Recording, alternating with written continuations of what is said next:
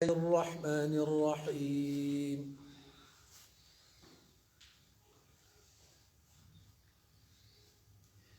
كتب عليكم إذا حضر أحدكم الموت إن ترك خيرا الوصية للوالدين والأقربين بالمعروف حقا على المتقين فمن بدله بعدما سمعه فإنما إثمه على الذين يبدلونه إن الله سميع عليم فمن خاف من موص جنفا أو إثما فأصلح بينهم فلا إثم عليه إن الله غفور رحيم صدق الله العظيم.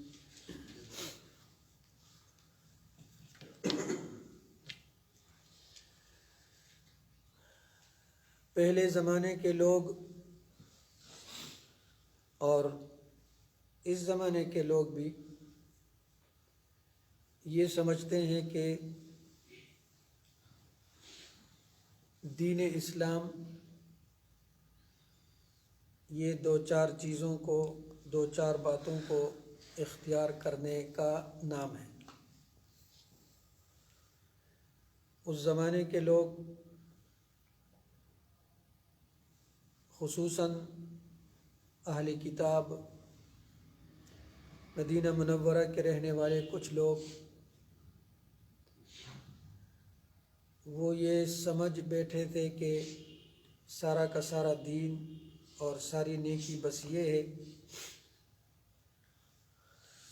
کہ مشرق کی طرف نماز پڑھو یا مغرب کی طرف نماز پڑھو، بیت المقدس کی طرف نماز پڑھو یا خانہ کعبہ کی طرف منہ کر کے نماز پڑھو. اور اس زمانے کے مسلمان بھی اکثر وہ یہ سمجھتے ہیں کہ دین اسلام اس کو کہتے ہیں کہ نماز پڑھو، روزہ رکھو، اور اگر اللہ نے مال دیا ہے تو پھر حج پہ جاؤ، عمرے پہ جاؤ. یہ سارا کا سارا دین ہے. بس یہ سارا نہ ٹولہ مسلمانی نہ بس سے دی مسلمانی ہوتا ہے. دو چار چیزیں بس وہ اس پہ عمل کرو تو ہم سب سے بڑے مسلمان ہیں، سب سے اچھے مسلمان ہیں. اللہ جل شانہ نے یہاں بڑی تفصیل کے ساتھ البر یعنی نیکی کے نام سے دین اسلام کے بہت سارے احکام بتا دیے کہ دین اسلام یا نیکی وہ دو چار چیزوں کو ماننے کا یا اختیار کرنے کا نام نہیں ہے، بلکہ دین اسلام میں قصاص بھی ہے کہ جب کوئی شخص وہ قتل ہو جائے اور قاتل معلوم ہو اور قاتل پہ قتل وہ ثابت ہو جائے تو اب اس قاتل کو قصاص میں قتل کرنا ہے. اور اگر مقتول کے وارث اپنے رشتہ دار کے خون کو معاف کرنا چاہیں تو پھر دیت کا قانون بھی اللہ نے بیان کر دیا. اب یہاں پر دین اسلام کا ایک اور بہت بڑا حصہ اللہ نے ذکر فرمایا کہ تم پر یہ بات بھی فرض کر دی گئی کہ تم میں سے جب کسی شخص پر موت کے آثار ظاہر ہو جائیں تو موت سے پہلے اپنے مال کے بارے میں وصیت کر لی. د مرګ نه مخکې به د خپل مال او د خپل جائیداد په باره کې څه وکړي؟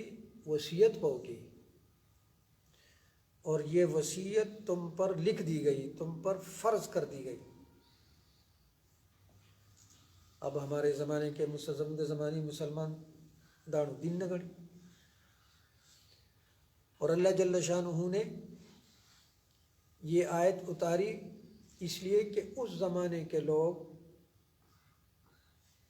وہ وراثت کے بارے میں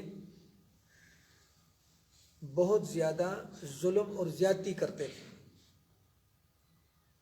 مثلا جب کوئی شخص مر جاتا تھا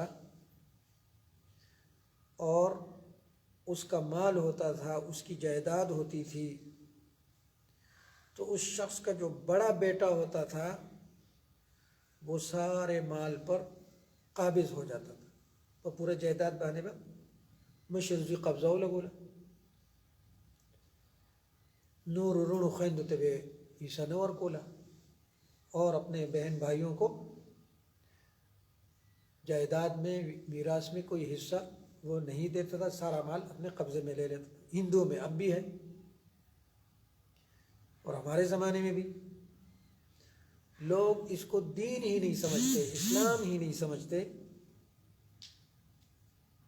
کہ کوئی شخص مر جائے اور اس کے مرنے کے بعد اس کا مال، اس کی جائیداد وہ وارثوں میں شریعت کے مطابق اور قانون کے مطابق تقسیم ہو جائے. اس کو لوگ دین اسلام کا حصہ بھی نہیں سمجھتے ہیں، حالانکہ اللہ نے فرمایا کہ تم پر فرض ہے، تم پر لکھ دی گئی کہ تم اپنے مال کے بارے میں وصیت کرو، تاکہ لوگ وہ اپنے حق سے محروم نہ ہو جائے. یہ وصیت کرنا یہاں پر فرمایا کتب علیکم، پتہ زبانی فرض کری شوی دی. اذا حضر احدکم الموت، جب تم میں سے کسی شخص پر موت کے آثار ظاہر ہو جائیں. موت کے آثار کیا ہیں؟ بیماری ہے، بڑھاپا ہے، یہ سارے موت کے آثار ہیں. اور ویسے بھی یہ زندگی موت کی امانت ہے. حدیث شریف میں آتا ہے کہ کسی بھی مسلمان کے لیے یہ بات مناسب نہیں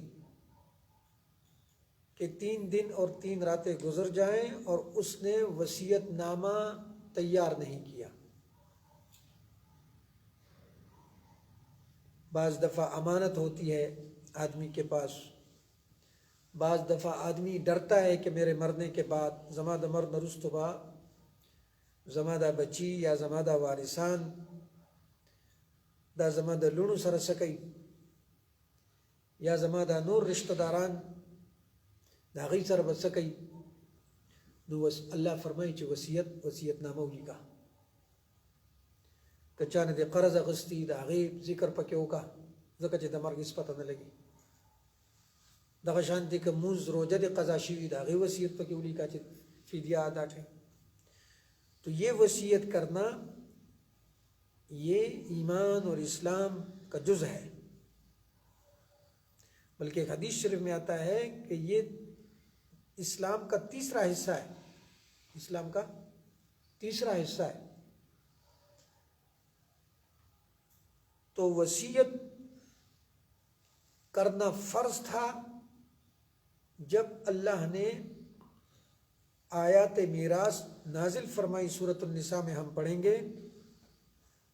اور میت کے اور مردے کے مال میں سے اللہ نے وارث کے حصے مقرر فرما دیے. للنساء للرجال نصیب مما اکتسبوا وللنساء نصیب مما اکتسب. اللہ نے مرد اور عورتوں کے حصے مقرر کر دیے. تو سورۃ النساء کی میں منگوائی انشاءاللہ. تو اس کے بعد اب اگر ایک آدمی وصیت کرنا چاہے کہ میرے مرنے کے بعد میرے مال میں سے اتنا اتنا حصہ فلاں کو دے دینا میرے مال میں سے اتنا حصہ راستے میں دے دینا، میرے مال میں سے اتنا حصہ اس پہ کویان بجوڑ کئی، فلان کئی یتیم خانے لبور کئی، جماعت کے بہو لگوئی، مدرسہ کے بہور کئی، فلاں فلاں غریب مسکین کو دے دینا میرے مال میں سے میرے مرنے کے بعد۔ تو اب یہ وصیت وہ اس کے مال کے تیسرے حصے میں باقی ہے کہ ایک آدمی اپنے مرنے سے پہلے وصیت کرنا چاہے، وصیت نامہ تیار کرنا چاہے، تو اپنے مال کے تیسرے حصے میں، کل مال 3 لاکھ روپے بنتے ہیں تو 1 لاکھ میں وصیت کرے، کل مال 3 کروڑ روپے ہے تو 1 کروڑ میں وصیت کر سکتا ہے، کل مال کو 3 حصے کر کے تیسرے حصے میں وصیت کرے گا۔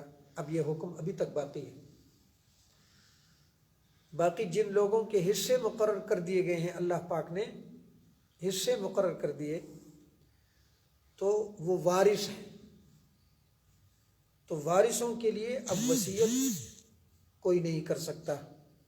ابن عباس رضی اللہ تعالی عنہما کی روایت، اور حجۃ الوداع کے موقع پر اللہ کے نبی صلی اللہ علیہ وسلم نے فرمایا لا وصیت لوارث، اس دا ہر چا خپل خپلی حصے مقرر شوی چې د چا حصے مقرر دي د هغې وارثانو دپاره بیا وصیت ته ضرورت نشته، نو خپل حصه ورته میلاویږي، چاته 3 میلاویږي، چاته 4 میلاویږي، چاته 6 میلاویږي۔ سورۃ النساء کی بھی مونږ وایو، سورۃ النساء میں ہم پڑھیں گے۔ تو اب جو وارث ہیں جن کے حصے مقرر کیے گئے ہیں ان کے لیے کوئی وصیت نہیں اور نہ وصیت کرنے کی اجازت ہے، البتہ رشتہ داروں میں وہ رشتہ دار جن کے حصے مقرر نہیں، ان کی دلجوئی کے خاطر ان کے لیے وصیت ایک مسلمان کر سکتا ہے، یا کسی رفاع عام کے کام میں، یا کسی اجتماعی کام میں، یا مسجد کے لیے، مدرسے کے لیے، یتیم خانہ کے لیے۔ لوگ عام طور پہ ایسا اندازہ سے کئی وجوان بانی نہ خرچ کئی بیاچی لوگ ہوتے اس کو خلق دام نہ کئی، ابھی تو لوگ یہ بھی نہیں کرتے، وجوان بانے وہ اخپل مال پخپل لاس بانے او لگوا دا اللہ پلا رکی، دا اللہ پا کور باندی، پا یتیمانانو، فقیرانو، مسکینانو، غرباو، قرضدارو، حقدارو باندی پا خپل لاس باندی خپل مال اگا دا اللہ پا نم باندی، دا اللہ پا بندیانو باندی، پا مستحقین باندی او لگوا۔ پھر تمہارے مرنے کے بعد تمہارے وارث جو ہیں وہ آپس میں حصوں پر لڑیں گے، ان کو کیا لگی ہوئی ہے کہ تا دا کروڑوں مال پرے خودو اور دا اربونو مال دے پرے خودو، آگا بیا دا اللہ پا نم مانی ورکی، اب یا مرنے کے بعد تو کوئی کسی کو یاد بھی نہیں کرتا۔ دی وجہ نے فرمائی وَأَنفِقُوا مِمَّا رَزَقْنَاكُم مِّن قَبْلِ أَن يَأْتِيَ أَحَدَكُمُ الْمَوْتُ، قبل اس کے کہ تم دنیا سے جانے لگو اور موت تم پہ آ جائے، تم اللہ کے راستے میں اللہ کے دیے ہوئے مال کو خرچ کرو۔ تو تیسرے حصے میں اب کوئی شخص وصیت کرنا چاہے تو اپنے مال کے تیسرے حصے میں وصیت کر سکتا ہے۔ تو اللہ جل شانہ یہاں یہ بتانا چاہتے ہیں کہ دین اسلام 2-4 چیزوں کو اختیار کرنے کا نام نہیں ہے، بلکہ وصیت کرنا مرنے سے پہلے اپنے مال کے تیسرے حصے میں، یہ بھی فرض ہے، یہ بھی مکتوب ہے، یہ بھی اللہ کا حکم ہے۔ اس لیے فرمایا کتب علیکم، تم پر فرض کیا گیا ہے، اذا حضر احدکم الموت، جب اس کی موت کا وقت قریب آ جائے، جب تم میں سے کسی پر موت کے آثار ظاہر ہوں، ان ترک خیرا، اگر موت کے بعد چھوڑتا ہے خیر مال، خیر کا معنی مال، اگر موت کے بعد یہ چھوڑ رہا ہے مال کو، مال ورسرہ دے، جائیداد دے، نقد مال دے، زمکی دی، پٹی دی، نور سو کاروبار دے، تجارت دے، کارخانہ دا، یار سے چی دی لگ دے او کڈیر دے، تاسو لپکار دی چی دا آغی مال پدرے میں حصہ کے سو کئی۔ الوصیتو، تم پر فرض کیا گیا کیا؟ الوصیتو، وصیت، للوالدین، ماں باپ کے لیے، والاقربین اور رشتہ داروں کے لیے بالمعروف دستور کے مطابق. یہ نہیں کہ سارا مال وہ ایک کے نام لکھ دیا پلار وصیت کی زما د مر نرستو زما د مشریز وچ دے د زما ډیر خدمت کړي دے او زما د مر نرستو زما مال ټول دل ورکی خپل نور زامن سکی محروم کړي دی اجازت نشتا دی اجازت نشتا یا زما مال بټول سکے صدقہ کې او وارثان ټول دا شانتی. جناب نبی اکرم صلی اللہ علیہ وسلم پر خدمت آپ صلی اللہ علیہ وسلم کی خدمت میں ایک آدمی آیا اور اس نے کہا میں اپنا سارا مال اللہ کے راستے میں دینا چاہتا ہوں خرچ کرنا چاہتا ہوں. اللہ کے نبی نے فرمایا نہیں تیسرے حصے جو تیسرا حصہ ہے وہ لگاؤ اس لیے کہ تو مر جائے اور تیرے مرنے کے بعد تیری اولاد وہ فقیر ہو جائے لوگوں سے استاد مر نرست استاد بچی دخل کو سوال کئی فقیران فقیر ہو جائے محتاج ہو جائے. یہ اس سے بہتر یہ ہے کہ تم مر جاؤ اور تمہارے مرنے کے بعد تمہاری اولاد مالدار رہے کسی کا محتاج نہ ہو. تو دستور کے مطابق وصیت کرے گا. حقا علی المتقین یہ لازمی حق ہے متقی لوگوں کے ذمے جو تقوی متقی اور پرہیزگار لوگ ہیں ان پر یہ حق ہے یہ لازم ہے کہ وہ وصیت کریں. اللہم ارحمنا بالقرآن العظیم واجعله لنا اماما ونورا وهدى ورحمة. اللہم ذکرنا منه ما نسینا وعلمنا منه ما جہلنا وارزقنا تلاوته والعمل به آناء الليل وآناء النهار واجعله لنا حجة يا رب العالمين ولا تجعله علينا حجة يا رب العالمين. اللهم إنا نسألك علما نافعا ورزقا واسعا وشفاء من كل داء. اللهم إنا نسألك الخير كله عاجله وآجله ما علمنا منه وما لم نعلم ونعوذ بك من الشر كله عاجله وآجله ما علمنا منه وما لم نعلم. ربنا اغفر لنا ولوالدينا وللمؤمنين يوم يقوم الحساب. ربنا تقبل منا إنك أنت السميع العليم. صلى الله تعالى على خير خلقه سيدنا ومولانا محمد وعلى آله وأصحابه أجمعين.